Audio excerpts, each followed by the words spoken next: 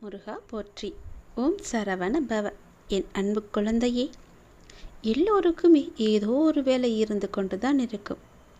அப்படி வேலை பார்க்க வேண்டும் என்ற ஆசையும் சில பேருக்கு இருக்கும். அதுவும் அரசாங்க வேலை கிடைத்தால், நல்ல ஒரு வேலை கை நிறைய சம்பளத்துடன் கிடைத்தால் எவ்வளவு மகிழ்ச்சியாக இருக்கும். அதுபோலவே இந்த பாதாள செம்பு முருகன் கோவிலை நாம் தரிசித்து வந்தால் நிச்சயம் நம்முடைய வேலையில் பதவி உயர்வு அளிக்கும் பாதாள முருகனை பற்றி தான் இங்கு நாம் காண இருக்கின்றோம். திண்டுக்கல் மாவட்டம் ரெட்டியார் சத்திரம் அருகே ராமலிங்கப்பட்டி என்ற கிராமத்தில் பாதாள செம்பு முருகன் கோவில் அமைந்திருக்கின்றது. இந்த கோவிலின் கருவறை பூமிக்கு அடியில் 16 அடி ஆழத்தில் உள்ளது. அதில் 17 அடிக்கு 21 அடி என்ற அளவில் முருகன் சன்னதி அமைந்திருக்கின்றது. அதற்குள் 8க்கு 8 அடி என்ற அளவிலான கருவறையில் முருகன் வீற்றிருக்கின்றார். பாதாளத்தில் பூமிக்கு அடியில் செம்பு உலோகத்திலான முருகன் வீற்றிருப்பதால் இது பாதாள செம்பு முருகன் என்றும் பெயர் ஏற்பட்டது. தரைத்தளத்தில் ஒன்றும் பாதாளத்துக்கு அதாவது பூமிக்கு அடியில் ஒன்றுமென 2 கருவறைகளை கொண்டதாக இந்த கோவில் சிறப்பு வாய்ந்தது. பாதாளத்தில் உள்ள கருவறைக்கு சென்று முருகப்பெருமானை வழிபடுவதற்கு பக்தர்கள் 18 படிகளை ஏறி இறங்கி செல்கின்றனர். பழனி முருகன் கோவிலில் நவபாசன சிலையை உருவாக்கிய போகர் சித்தரின் மறு அவதாரமாக திருக்கோவிலில் சித்தர் கருதப்படுகின்றார். போகர் சித்தரையும் அவருடைய சீடர் புலிப்பாணியையும் மானசீக குருவாக போற்றி பூஜித்து வந்தவர்தான் திருக்கோவில் சித்தர். இவர் சுமார் 600 ஆண்டுகளுக்கு முன்பு பழனியிலிருந்து 50 கிலோமீட்டர் தொலைவிலுள்ள ராமலிங்கம்பட்டியில் வசித்து வந்திருக்கின்றார். இவர் 1.5 அடி உயரத்தில் முருகன் சிலையை உலோகத்தால் வடிவமைத்து பாதாள அறையில் பிரதிஷ்டை செய்து பூஜித்து வந்தாராம்.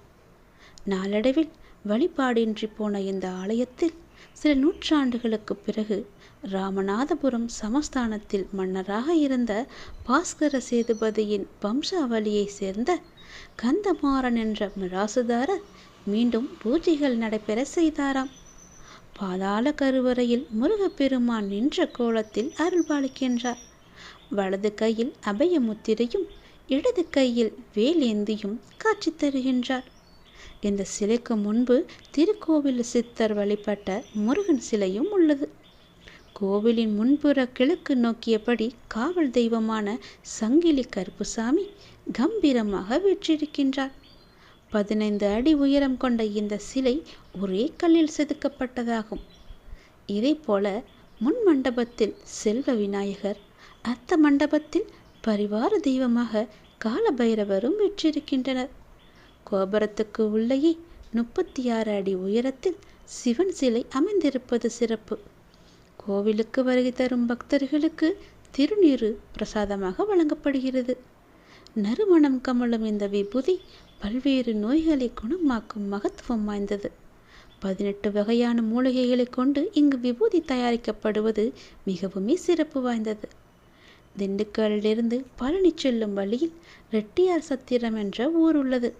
அங்கிருந்து ஸ்ரீராமபுரம் செல்லும் சாலையில் 3 கிலோமீட்டர் பயணித்தால் ராமலிங்கம்பட்டி போகர் நகரில் உள்ள பாதாள செம்பு முருகன் கோவிலை சென்றடையலாம்.